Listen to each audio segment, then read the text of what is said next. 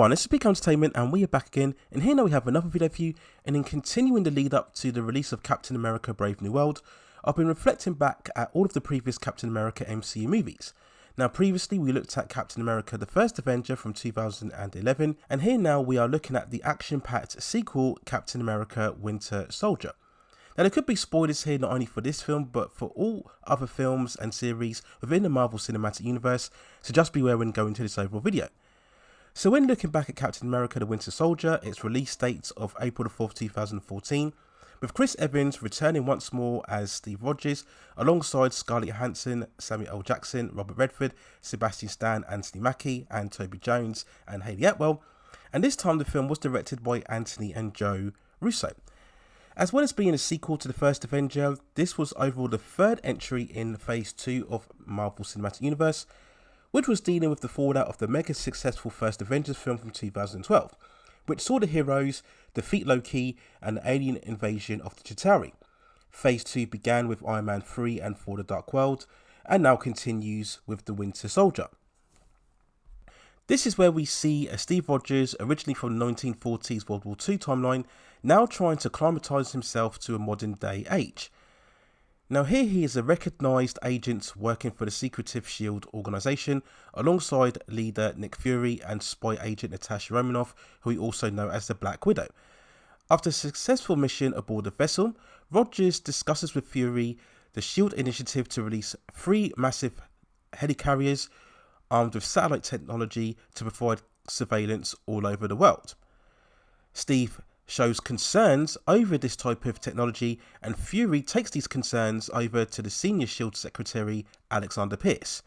Now things escalate suddenly when Nick Fury comes under attack from a lethal assassin known as the Winter Soldier. After handing Rogers some secret data, Steve finds himself on the run as a fugitive, as conspirators look to obtain the secret data, and alongside Natasha and Sam Wilson, Steve must look to discover the hidden secrets within the SHEILD organisation, as well as coming into several confrontations with the Winter Soldier. And through this he discovers not only his own origin, but also what connections it has to his own past life. Now judged as either an individual instalment or a continuation of Phase 2, to put it simply, Captain America Winter Soldier is an outstanding stellar entry in the comic book movie genre.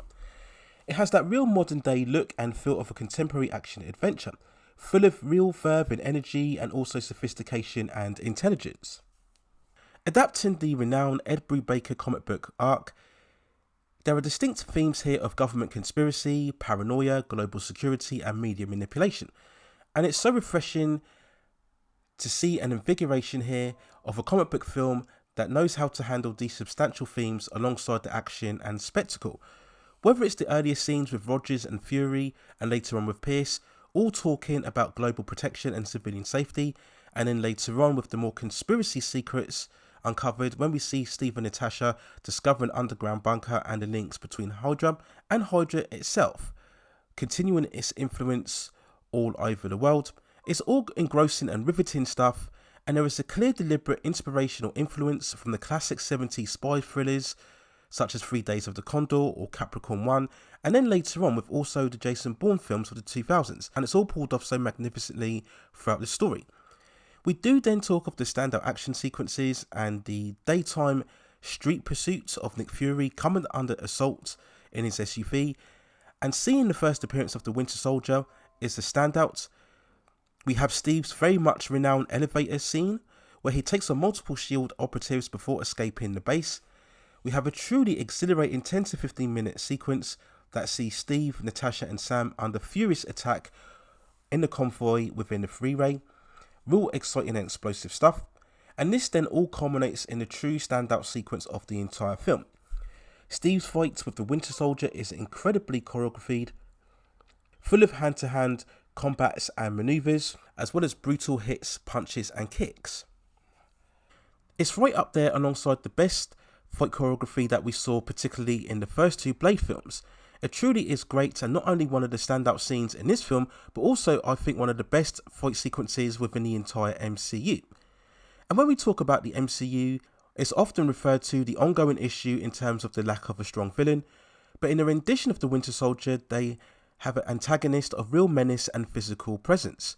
I absolutely love all of the rock techno sound every time that he appears on screen, really emphasising the threat and danger level, and this is exactly what you should do with a villain.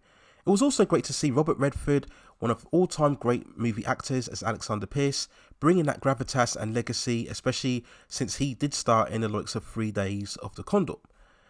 Now, the usual cast of the likes of Chris Evans, Scarlett Johansson and Samuel L. Jackson were at this stage so comfortable and familiar in their roles and proved to be as watchable as ever. They really couldn't fail now in terms of their performances at this stage. The other notable role was of course the introduction of Anthony Mackie's Sam Wilson, coming in as Falcon in this story, but of course he bears a lot of relevance as he would go on to take the Captain America mantle for the 4th installment. So when we then look at the box office for Winter Soldier, it was a major blockbuster success, taking in over $714 million from a $114 million budget, becoming amongst the top 10 highest grossing movies of 2014. But more significantly, Winter Soldier felt like the true step up in quality from Phase 2, and whilst both Iron Man 3 and For the Dark World were major hits, they felt at times too formulaic, too safe, almost as if Marvel got a bit complacent after the huge success of the Avengers. But Winter Soldier felt like that really first momentous story, and also by having Steve Rogers in the modern day age, it was a natural progression from the 1940s origin from the first Avenger, and with its tone and action, it really feels like an evolution within the character's journey within the cinematic films. And that's the ideal blueprint and treatment for any great sequel. It can link continuity to the first film, but still stand completely on its own, taking a different direction, but still retaining the true integrity of the character. And yes, Winter Soldier is not only a great sequel, but deemed by many fans as the peak of the MCU, and alongside Guardians of the Galaxy in 2014, was definitely one of the best creative years within the entire franchise. And Winter Soldier is definitely amongst the true elite MCU entries, whilst I'd still probably hold a couple of the Avengers films above it, and perhaps the first Iron Man film as well. Winter Soldier is still right up there amongst the very best comic book sequels ever. So that's my overall thoughts and feelings when looking back at Captain America the Winter Soldier. Let me know what you think in the comments below.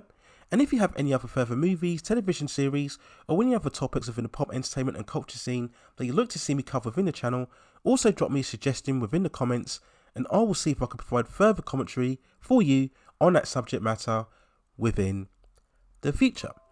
Please also hit and like the subscription and notification buttons so I can provide you with more high quality content like this in the future. But that's it for now. Take care of yourselves, and I will see you very, very soon.